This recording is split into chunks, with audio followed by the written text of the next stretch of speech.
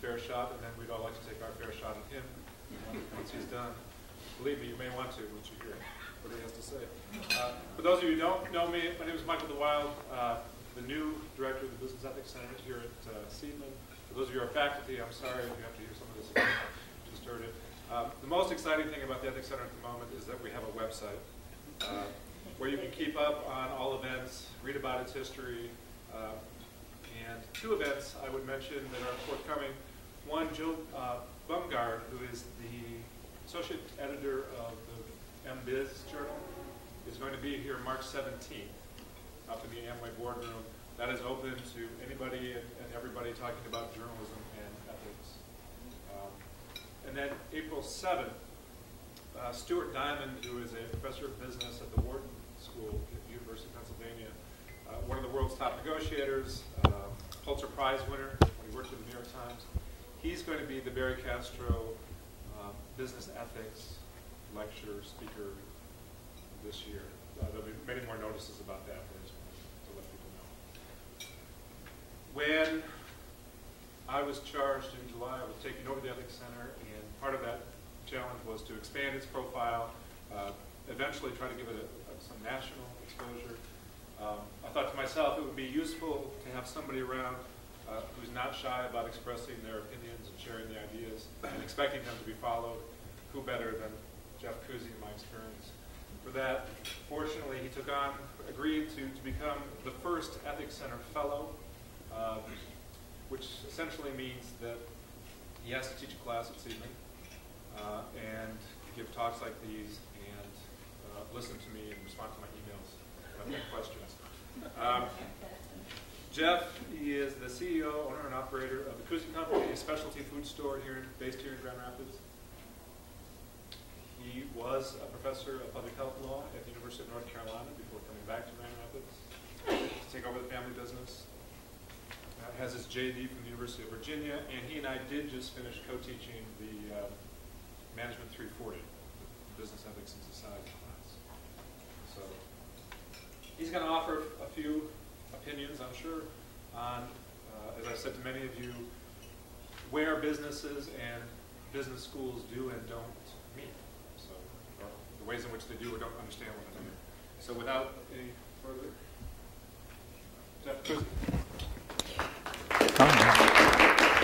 Thanks.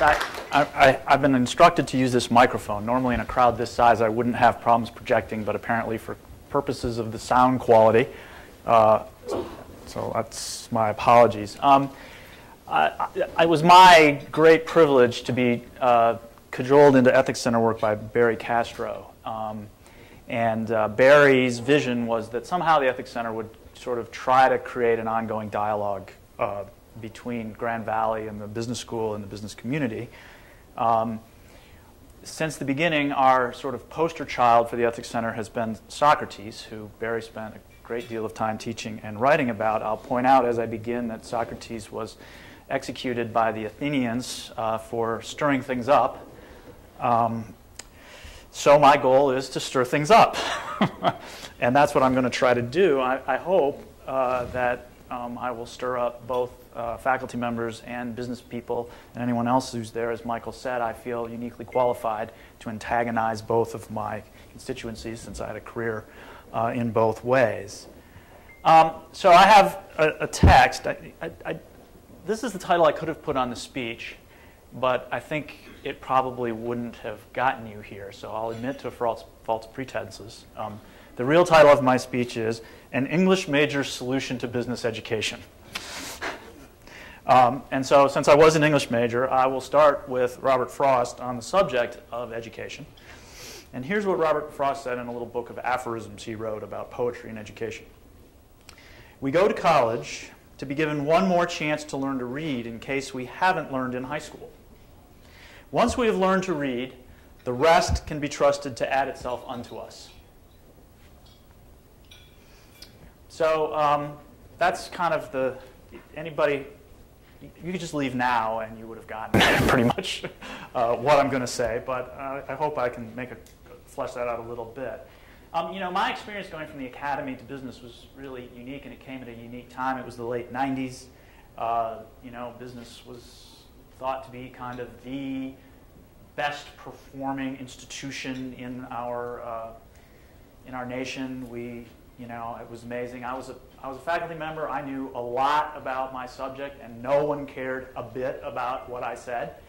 I became a business person. I knew nothing, and people were hanging on my every word. It was really just mind-boggling.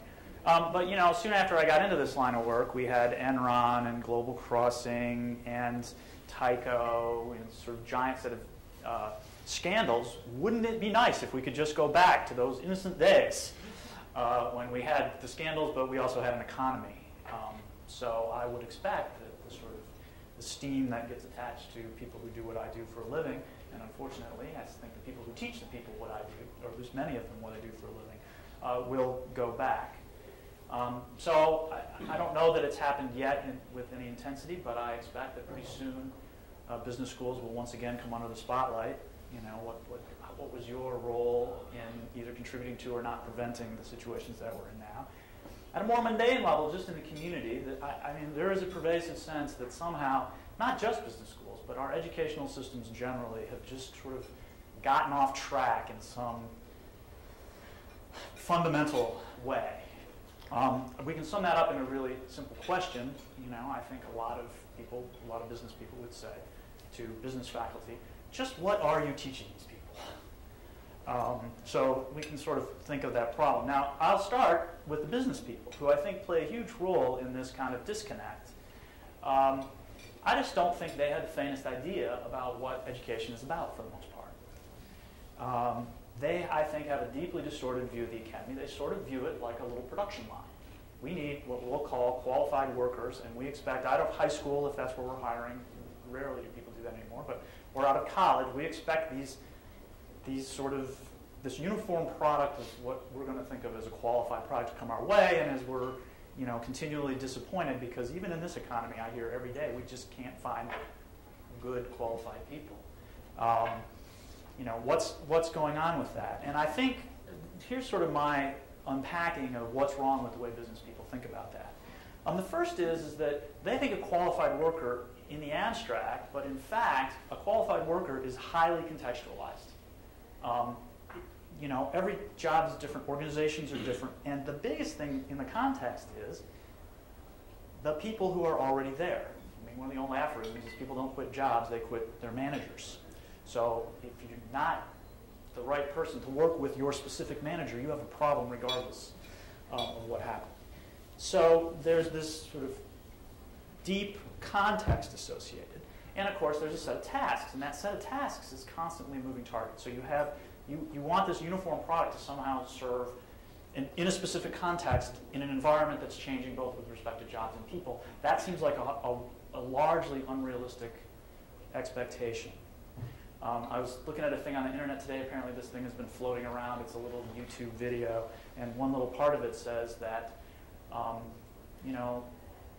what we're currently doing is we're training people for jobs that have not yet been invented, to use technologies that have not yet been created, to solve problems that we haven't yet thought of. And we're disappointed when somehow that doesn't work out. Exactly right.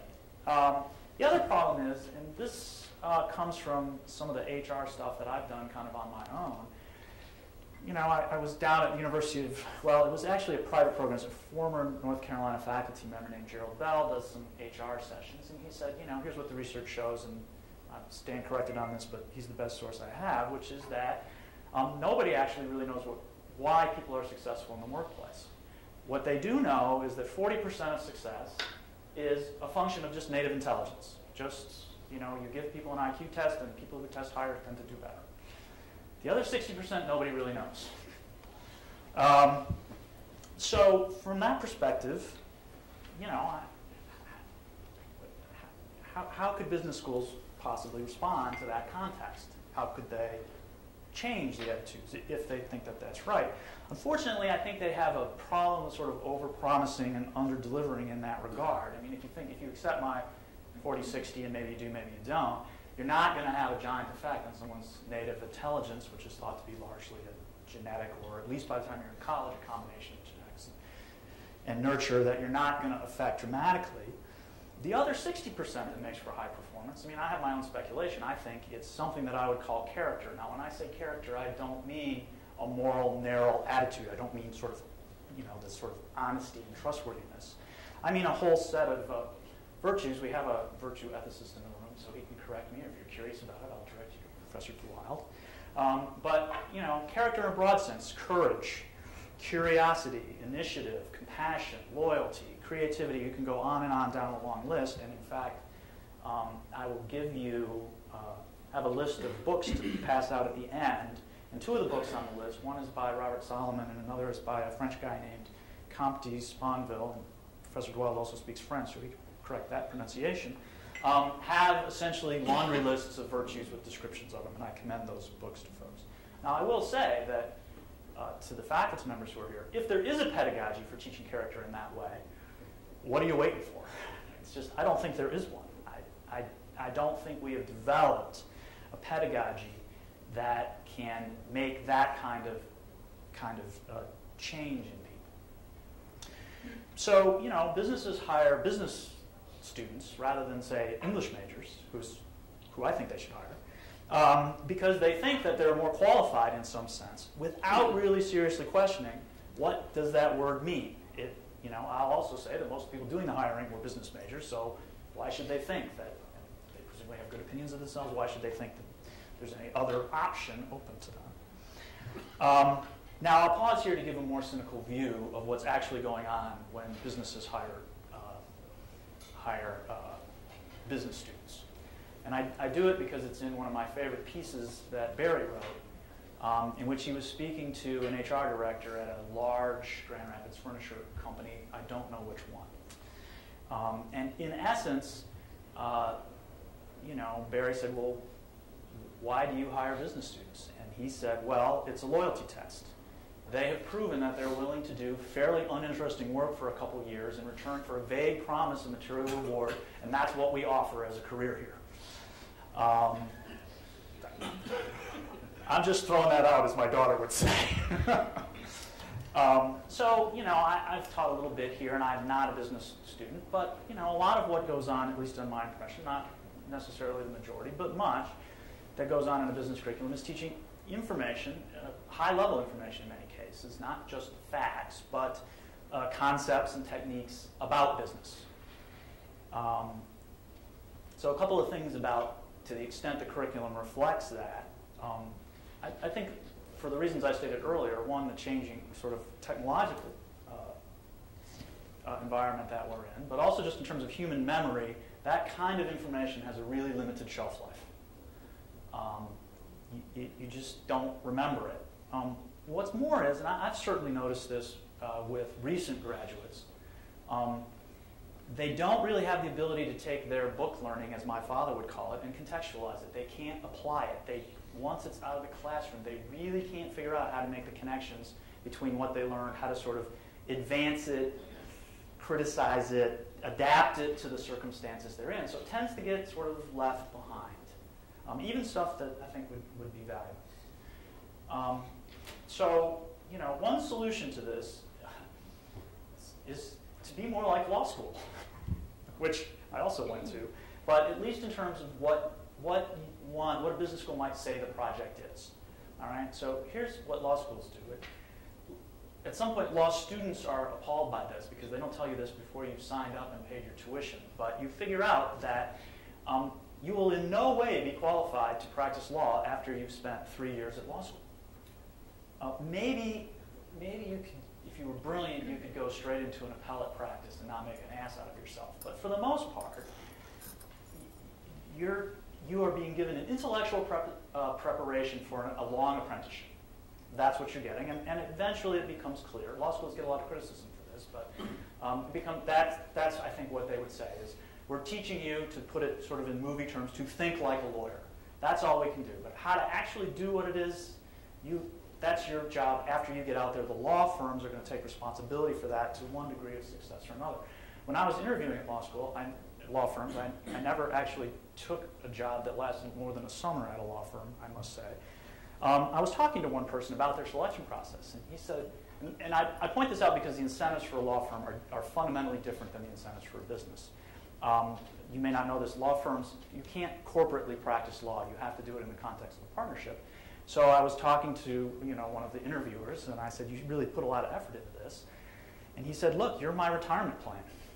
You're the only market for my equity. If you're not good at what you do, I'm left out in the cold. So they have a strong incentive to select well and to invest in development, just a straight up economic incentive to do that. So that causes me to think, well, all right, is there such a thing as thinking like a business person? Is there a set of sort of intellectual dispositions, intellectual habits is the word that I would want to use, that aren't context dependent, that would be sort of adaptable and universally applicable in a way? We have a couple of prominent Grand Rapids attorneys in the room. I actually have found, and I think they would agree, your legal training tends to be. Not always, but it can be. And I get to beg off this question. We don't begin to have time to say what those might be. But I do think they probably exist. And I do think that it's something that business schools can teach. Not without some changes, but they could teach. And more importantly, they could teach it through the most effective pedagogy that I know. They could teach it by example. Basically by putting the intellectual habits of the faculty on display in a more prominent way. So let me say a little bit about that. I'm going to call that broadly teaching the skill of critical thinking. I think that's what faculty members do for a living in their academic and their publishing career. We could go on the net, we could have a long debate about what the components are. Dozens of academic institutions have documented those to paper, and we don't have time for that. Now, before I say a little bit about how I would at least begin to take on that project, though, I want to make two sort of sub-points about business education, because this is my chance to say it. One is, I think business school should be really, really hard, murderously, torturously difficult. I say that because I got news for you. Business is murderously, torturously difficult. And certainly at my level, but also at levels well below mine, it is very demanding intellectually. Now, some people are natural at it. I meet lots of business people who don't seem all that bright, but they do know how to make money. But in a lot of cases, it's very, very demanding. And I think that would do everyone a world of good. The second is there is no excuse for business graduates to be what I would describe as quantitatively ignorant. I'm not proposing, when I was graduating from college, people were going off to MBAs, not too many, but a few. Chicago was the quant school, one of them. There were others, but I am tired of people who can't even begin to parse their way through an income statement, who have no idea how to do statistical inference work, who come in and tell me, well, the reason for this is that. And I say, well, how do you know? And they've got some cockamamie, when the data exists. People who have this is not strictly quantitative, but I think it's relevant, no concept of the scientific method, no concept of what an experiment would look like. They just, they're not dumb people, but there's a whole intellectual discipline that is one of the things that you need day in, day out, I think, to be competent, and they don't have it. So here's my suggestion. It goes with the first one. I think Grand Valley should institute a murderously difficult, as I've already said, year-long course for people who want to go to the business school in quantitative methods. I have opinions about what ought to be in there. And when you're a sophomore, if you want to get into Seidman, it would serve a valuable function in the way that I think at most universities, physical chemistry serves for medicine. It just gets the people out of the way who really need to find some other way in which to express themselves. So those are two small points, curricular reform points. That's not the big point. Here's the big point. The big point is, I think we have to figure out a way, and I'll include me in this since I do a wee bit of teaching. The habits of inquiry, maintain some curiosity, of analytic critical reading and synthesis. So you need to be able to read something and understand it in a deep way, but you also need to be able to read three things and put them together and synthesize and try to make something more out of that, rather than say, whoa, this book disagrees. Now what do I do? my students that I just finished teaching was, which one was written by a Republican? That's the one I want to believe, and I'll get to that in a minute. So, you know, that's a giant to do that, and, you know, so here's kind of what I have in mind. This, to me, involves books. It doesn't involve textbooks. It involves reading books. I don't know another way to do it. That's why it's the English major solution. And it involves writing. So you're going to read 3, 4, 5, you know, I mean, you know, a novel a week is an upper-level English course. That might be a little heavy-duty in business, but I wouldn't oppose it. And you have to write 3 or 4 essays and, you know, no multiple-choice exams, no convenient run through the computer scanner. That's a big deal. I know already what all the objections would be internally.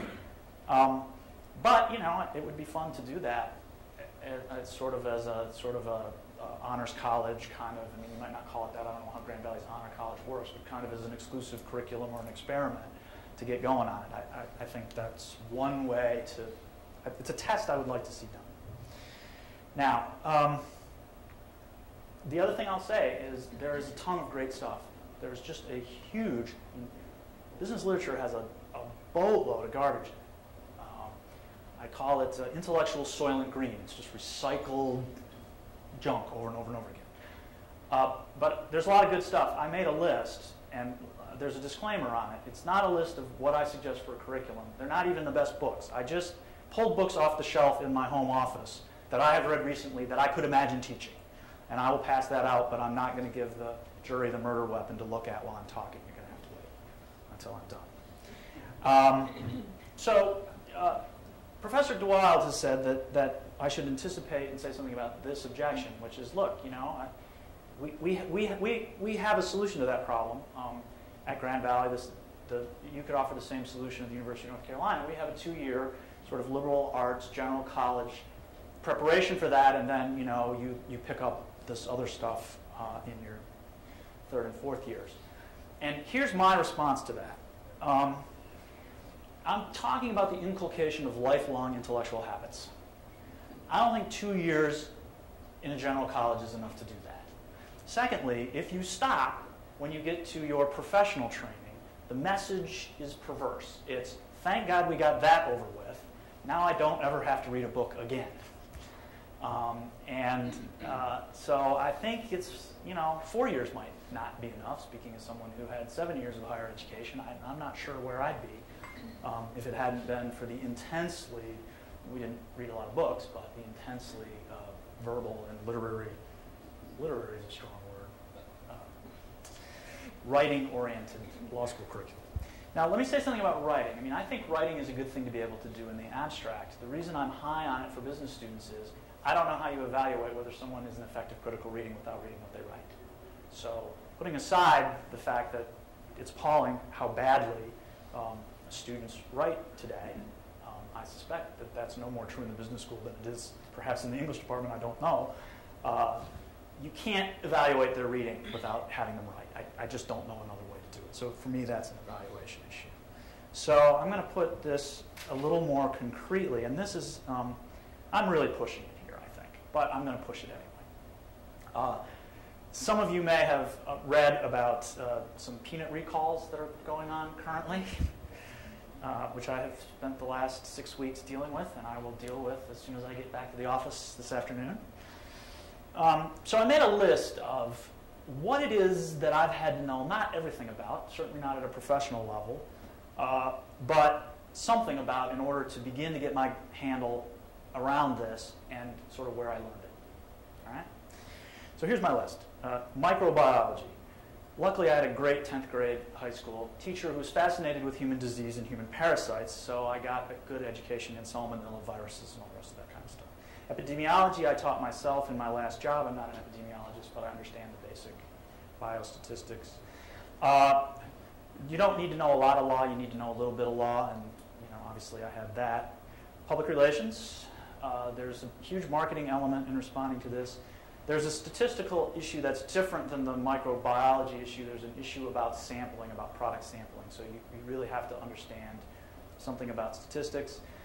There's a risk, which I learned in college, kind of, and I've since worked on some more. There's a risk management and insurance component that I have taught myself over the years. And there's another discipline that doesn't have a name, which I have partially learned with some help from Professor DeWild and some others, which I will call translating things from policy and procedures into actual training and then into actual changes in human behavior. There might be a word that describes that process. If there is, I don't know what it is, but there is a whole set of things that you have to know about people in order to do that. Now, here's the thing, right? You might imagine, well, you know, that's fine. You had all this training. It's unrealistic to expect anybody to know all of that stuff. But these multidisciplinary problems are the, you know, there maybe are people who just do finance or who just do marketing. But they're, you know, they're involved in an environment working on problems where there's lots of stuff involved. It's just part of the way things come to you, and particularly as you move up, you get pushed out of your discipline. And so, you know, one solution is, well, you know, if at a big company, we'll pull together a multidisciplinary team and we'll have them work at it. Or a company that doesn't have those professionals, well, we'll go out and we'll hire, you know, we'll get the PR person in the room with the lawyer person, with the marketing person, and let the clock tick at $10,000 a minute or so as a solution to sort of capture those things. But the integration task remains. And you have to know something about those subjects, or you have to be able to educate yourself about them enough to know whether you're getting good advice. Now, that seems odd. But you do, because your lawyer and your PR person and your sanitation person will not agree. They just won't. And you end up, if you're in my shoes, having to make that judgment, and I don't think you can do it if you haven't sort of put yourself in a position to get inside their disciplines and do it relatively quickly. So basically, at some level, these intellectual habits have to allow people to figure it out for themselves, to figure out the context, and to keep the saw, I hate Covey, don't get me started, but to keep the intellectual saw sharp. So you can't, you know, it's not like you can stop reading when you read Grand Valley. You've got to continue to read widely in all kinds of different areas and think about things and stay engaged in your professional life as well as in your personal life, because that's sort of how you keep in exercise for having these kinds of problems go. So, you know, I would really like, you know, certainly not maybe the day they graduate, but to feel that if I were to hire a Grand Valley business graduate, that they had that capacity, that I could say, now we have this recall problem. We've never dealt with one before. Unfortunately, this is the second one I've had to deal with. Go and, you know, get started. Tell me, you know, start bringing me stuff. Work on this, you know, read, find out, get on the web, et cetera, et cetera, et cetera. Call people. And certainly if they've taken a job at a food company for a while, they should begin to get an idea of, well, you know, I wonder what those marketing people do, and I wonder why this happens, and just be curious and involve themselves. And again, I think that's a habit. I think it is a habit, it is an approach to life, it is a way of being, and I don't see a lot of evidence of it. So let me talk just a little bit without picking on them. I taught the ethics class 340. Michael DeWild did a lot of the heavy lifting in there because I only agreed to do it if he would agree to help me out, and he very generously agreed to do that. And you know, you may want to put some nuance what I'm about to say about this group of students. We chose, because the financial crisis was breaking, the then financial crisis, right? So you have to sort of put yourself mentally back. The first big bank meltdowns that started happening right at the beginning of the last semester, and the timing on this was more than perfect. And you know, I guess naively thought that they would be all over this. I mean, these are folks who are trying to get jobs, or thinking about getting married, or heading out, trying to figure out what to do in their lives. And the biggest thing that's going to happen to them, I hope, in their entire careers is breaking sort of right at their feet. It's happening now. So we decided, well, let's dive in, right? Get going. Let's start learning about this. And the phrase "deer in the headlights" come to mind. I mean, they just didn't know how to begin engaging with this issue, because it was like, well, where's the textbook about this? It hasn't been written yet. It will someday. By then, it'll be well too late. So we did. We got them to engage a bit, and there are some things in terms of pedagogy that I think we would have done differently in terms of how we went about it, and they began to do it. But they had a very hard time reading critically, and they had a very hard time integrating sort of all the data and the information that came to them. I would describe, not in all of them, but they really wanted an answer. And you know, if you've been following this, there are multiple answers, and they're 100% contradictory. And we asked them to write about it, and we didn't grade them based on whether they agreed with us. We wanted to see how they could dig in. But in my judgment, they struggled harder than they ought to have to get traction on a subject that seems to me to be squarely should have been within their sort of, some of their competence at least, and some of their expertise, and some of their just interests, that they would have a lot of energy for it. I guess I'd say they wanted an answer, you know, they wanted the answer, and I will report this, 20% of them, or 25%, 4 or 5, came up with one, and it was that poor people caused the entire crisis. So that was the majority position. I mean, other ones had lots of blame to throw around, but there were the solid block of the class that, you know, if only poor people hadn't conned bankers into giving them mortgages that they didn't deserve, this would never have happened. There is a strong minority of opinion that does believe that, but it's just, I don't know, it seems tough to me. So, you know, from one way I put this was that it was as if I had seminarians, and you know, we had the second coming of Jesus, and they were not that interested in inquiring into it, and weren't really set up to do that. Being slightly unfair, but it struck me as just odd. I mean, Michael and I spent a lot of time trying to talk about what was going on. So here's where I get really big and philosophical right here at the end, about these sort of intellectual habits. I view them as an important form of power. And without saying, you know, I mean, could be exercised for good or for evil, goes without saying. But to be able to analyze in a broad way, to form really well thought out, well-informed views, to communicate those and to advocate effectively, you know, for your positions based on your intellectual abilities, is a really important form of sort of personal power to have. And it's in students' individual interest to have that. So, you know, I don't need any more justification for what I'm proposing, is that, you know, ultimately the education at some level has to be about the students, and it can't just be about getting them their first job. Second, it is in our interest, because that's citizenship. That's what it takes to be a citizen in a democracy. Now, I'm one of those very old school people who thinks that's the primary job of a public university. And I think if you turn your back on that, you're making a mistake. And thirdly, and this is not my idea, I stole this from one of the books on the list, from Peter Drucker, in his book, The Concept of the Corporation, which is about the sort of his prediction 40 years ago about how GM would end up in the toilet. It takes a long time to sink a ship that big, but he called it right at the beginning. It's in business's interest. I mean, he doesn't put in exactly the terms I would, but he draws what I think is a pretty clear parallel between the notion of business leadership and civic leadership, and this sort of sense of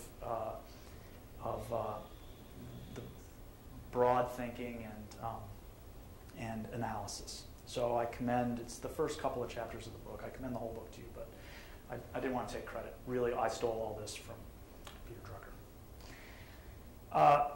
So, you know, I guess my bottom line is, ultimately, going back to sort of where I started with businesses, I just don't think you can rely on businesses when they say what they want. I don't actually think they know. But this is really what they want. I would kill to have a bunch of, you know, very bright, very engaged folks who could handle a wide variety of problems and had fabulous intellectual habits. And I think it's something that you know, speaking to fellow faculty members, you can teach. But I don't know that, you know, you can do it necessarily within the current structures as they exist, and I know all the issues involved with that. But, you know, I think it's a fight worth picking, and I'm more than happy to help you pick it.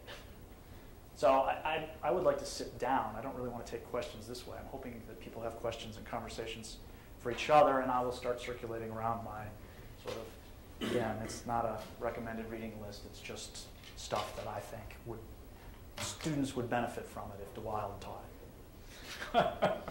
Thanks. Pardon? So comments, questions, responses?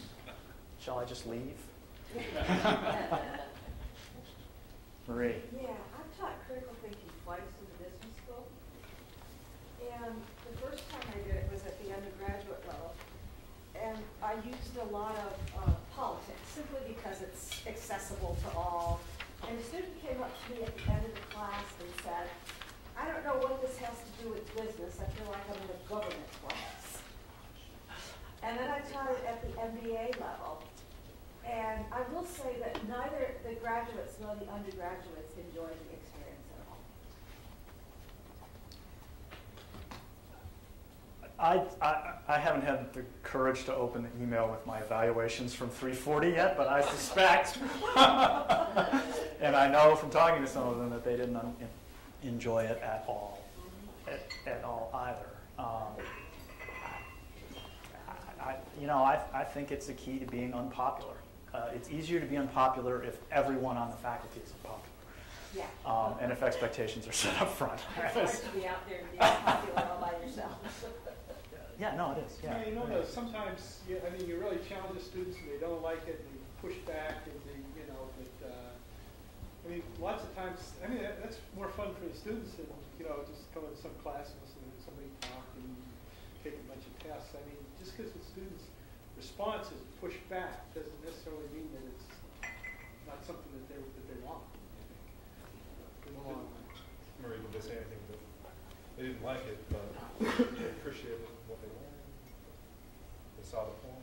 They just kept sighing because it was so different.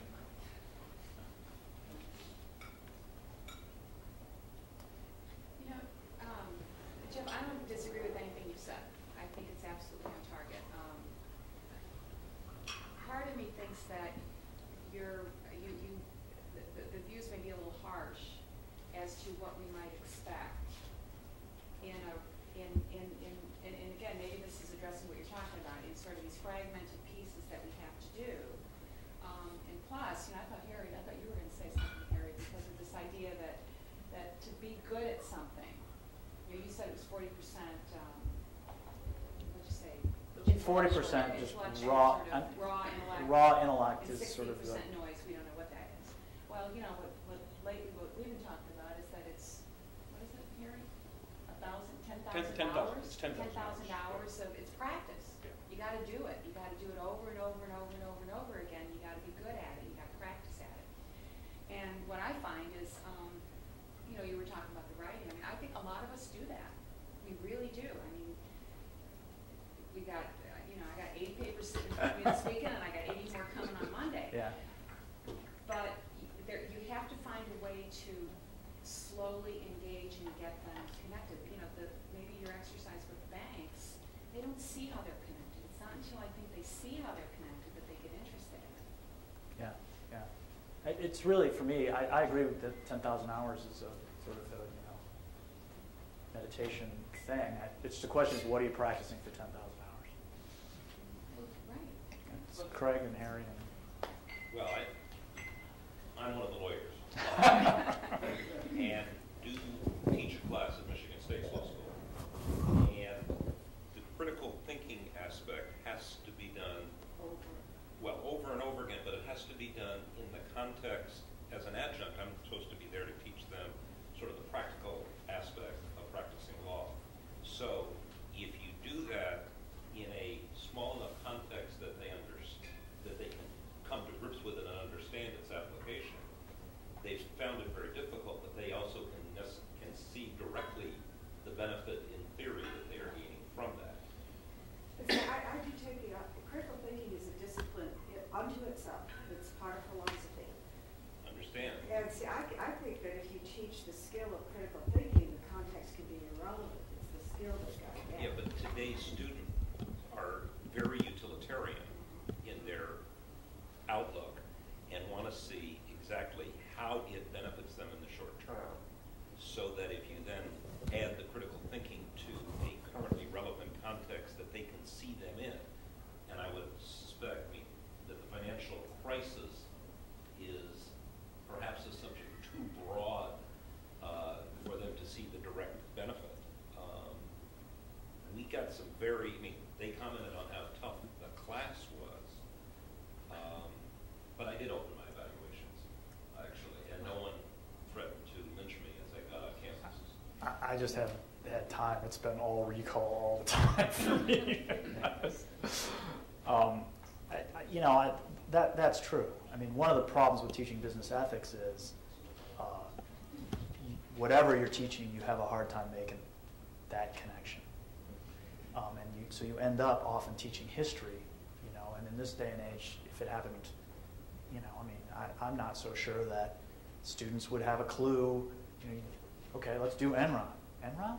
This ancient history becomes ancient really quickly. So our notion was, well, this at least has the advantage of being ancient history. I think you're right. I think it was both too big and moved too fast for them to feel like they could keep up. Yeah, go ahead. Well, a couple of things. I thought you were not insulting enough because if I was thinking about this basically at a fundamental level, I don't think most of us as faculty can do critical thinking. I mean, certainly when I did my PhD, it was not a training for critical thinking. It's more narrow, it's more problem solving, and the more deeper you get, the less critical thinking you can do. So I try to learn it on the way, but I don't think we, once we come out from the graduate school, are really equipped to teach critical thinking, or even teach it indirectly in the context of a business school, not like a special critical thinking class. But I think what the persons who do it well are really the small liberal arts schools. And I would venture to say that somebody who has gone to a small, good liberal arts school for the 4 years is much better equipped to come to a business and work for you compared to our undergraduate business students. In fact, surprisingly, 2 of my kids are going to school in UC California now. And as a business student, one of my daughter is linguistically inclined. She's not that analytical. She doesn't like math and stuff like that. So I said, might be good for her to do an undergraduate business degree. So I started looking under the UC system. Strangely enough, I found none of the University of California schools have an undergraduate business. They don't. And I thought, after all, this makes sense. I think I was on the wrong track.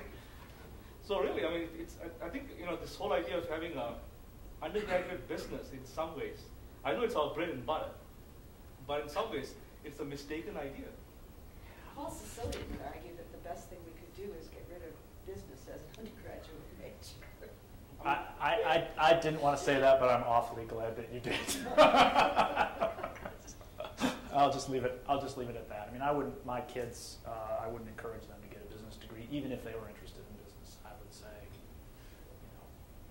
certainly do some quantitative stuff because I just think you've got to do that. But and some psychology, I think I could give them some guidance. But what I was going to propose was that Grand Valley just turn itself channeling Barry here into the St. John's of business schools, which you had an all great books curriculum. But I decided that would immediately completely destroy my credibility. Well, Barry's son went to St. John's. Yeah, exactly. So. I have a degree with Harry. I was in liberal arts and then now in business, and I think it did provide a very broad thing. But one thing that you said really triggered to me, which was about being in business leadership and civic leadership, and I'm wondering if there's not opportunity when you look at trying to make the practical applications in a sense, if there isn't something even within the broader community or with businesses or with civic areas to add something to your curriculum or make it part of your curriculum where they're actually out there with people who are critically thinking and working them through projects or Yeah, let me just tell you quickly what Drucker said, because I'm not sure he's making exactly that point. Here's really thumbnail sketch. He compared what he thought was the sort of small independent businessman who was sort of or the leader originally of a guild, right? Who was necessarily had a whole lot of different stuff coming to him all the time and had to be concerned about the employees and had to have this broad skill set to try to sort of keep the balls in the area and be a leader in the community and all that kind of stuff. With the very high highly trained specialists that General Motors was hiring. And his contention was that that base of very highly trained, very smart, but very particular specialists would prevent GM from accomplishing one of its tasks, which is to train leadership for the future. Because he couldn't see a way, this sort of echoes your comments, to get from that very narrow, highly specialized mindset to the kind of breadth and political sense and all the rest of it. So that's more specifically what Drucker's argument was. Now, I don't know enough about GM to know if that's in fact what killed him, but that's what he predicted would eventually kill him. They would not be able to get leadership done. They couldn't bring it up internally because it was just too. The only way to move ahead was to be really, really focused and really, really good at just one thing. That meant topped out at some point. Let me ask, when you say critical